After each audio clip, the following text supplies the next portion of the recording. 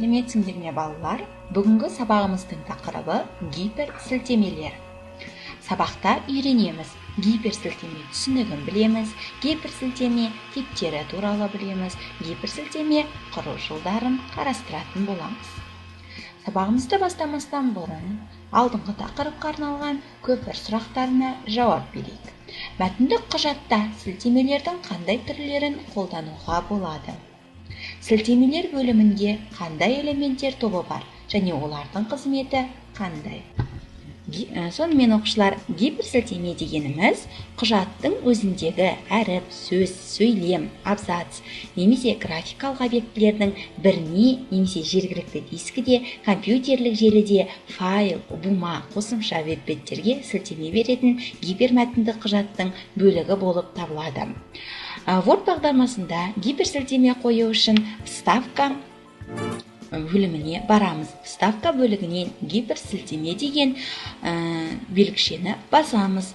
Гиперсілтемені басқан кезде бізге гиперсілтемеге қоюға болатын 4 бөлік көрсетілетін болады. Бірінші бөлік файлым веб-страница.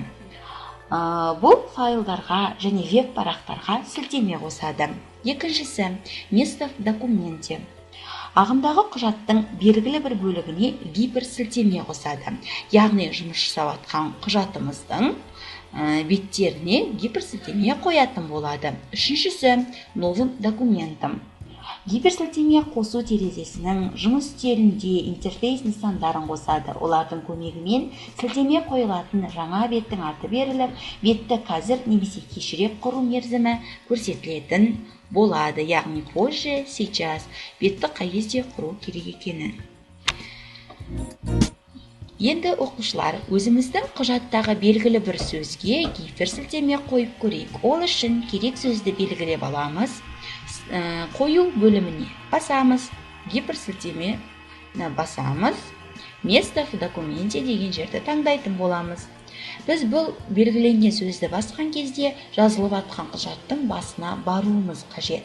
Сондықтан начало документа сөзін таңдаймыз, окей батырмасын басамыз. Гиперсілтемеде мәтініміз өзгеріске ұшырайды, оның түсі өзгереді және мәтінасы сызылатын болады.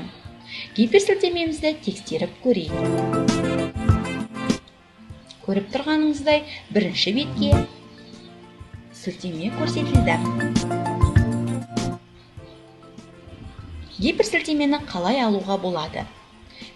Гиперсілтемені белгілеп аламыз, тінтуірдің оң жағын аламыз, изменить гиперссылку, удалить ссылку. Гиперсілтеменің 3 түрі болады. Біріншісі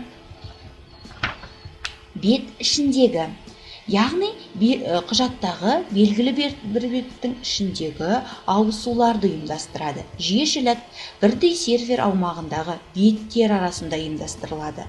Жүйеаралық веб түйіндерінде орналасқан беттерге сілтемелерді ұйымдастырады. Құрылымы гиперсілтемелер көмегімен құрастырылған құжаттар мәтіні гипермәтін деп аталынады. Оқушылар, бекіту үшін мына тапсырмаларды орындаймыз. Бірінші тапсырма, сұрақтарға жазба түрінде жауап береміз. Гиперсілтеме дегеніміз не? Гиперсілтеме нені алмастырады? Гиперсілтеме түрлерін ата. Екінші тапсырма, оқулықтан 144 беттегі 4-ші тапсырма. Осымен сабағымыз аяқталды. Сау болыңыздар.